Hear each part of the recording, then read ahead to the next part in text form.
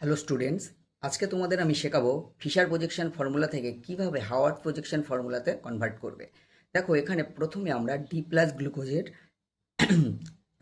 Fisher projection ফর্মুলাতে গঠন এঁকেছি। এবার আমরা কি করব, জাস্ট এই ডি প্লাস গ্লুকোজটাকে একটু 90 ডিগ্রি অ্যাঙ্গেলে ঘুরিয়ে নেব। ঘুরিয়ে নিলাম।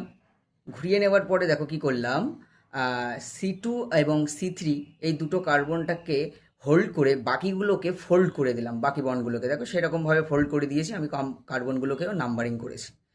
এরপরে কি করব, দেখো তিনটে গ্রুপ OH, CH2OH আর H, 5 নম্বর কার্বনের, আর এইগুলোকে ইন্টারচেঞ্জ করব। তিনটে গ্রুপ ইন্টারচেঞ্জ অ্যালাউড, তিনটে গ্রুপ ইন্টারচেঞ্জ করলাম। করার পরে দেখো সিম্পল নিউক্লিওফিলিক অ্যাটাক করব, অর্থাৎ ওইচটা গিয়ে C⋯O অর্থাৎ ইলেকট্রোফিলিক কার্বন সেন্টারে অ্যাটাক করবে, অর্থাৎ নিউক্লিওফিলিক অ্যাটাক হলো একটা সিম্পল নিউক্লিওফিলিক অ্যাটাক।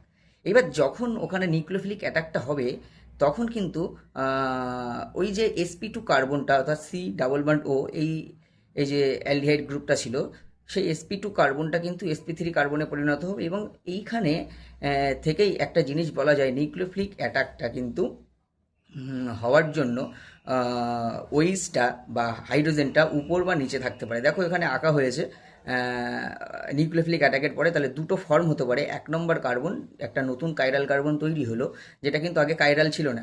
এখন ওই সিম্পল নিউক্লিওফিলিক অ্যাটাকের ফলে কিন্তু কাইরাল কার্বনে পরিণত হলো। এইখানে এইচটা উপরে থাকতে পারে অথবা নিচেও থাকতে পারে। যদি এইচ উপরে থাকে তাহলে সেই ফর্মটাকে বলা হয় আলফা ফর্ম, আর নিচে থাকলে বিটা ফর্ম।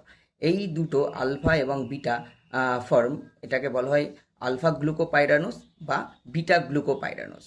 এরা পরস্পরের কিন্তু অ্যানোমার, কারণ এরা কিন্তু ডিফার করছে শুধুমাত্র অ্যানোমেরিক কার্বন সেন্টারের বিন্যাসেই।